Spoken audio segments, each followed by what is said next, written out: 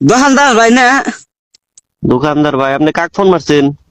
ওই যে বিশুদ্ধবার দিন যে তোমার গলা থেকে ফিরিস নিয়ে এলাম, হে বুড়ি আমি ফোন মারছি। হ্যাঁ হ্যাঁ হ্যাঁ হ্যাঁ, চিনছি, কোন? কই মানে কি ফিরিস আইনা রাখতে না গেলাম, হ্যাঁ হ্যাঁ।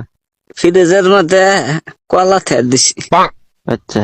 কলা থিয়ে ঘুমাইছি রে, ওইটা দিছি যে কলা কালা হয়ে গেছে কে, গুইলা গেছে কে, কেবা হয়েছে কে। ফ্রিজের মধ্যে আপনি কলা থা দিয়েছেন কে? কলা ফ্রিজের মধ্যে রাখলে তো ওইরকমই হবো। কেন ফ্রিজ ঠিক করে যাবো না?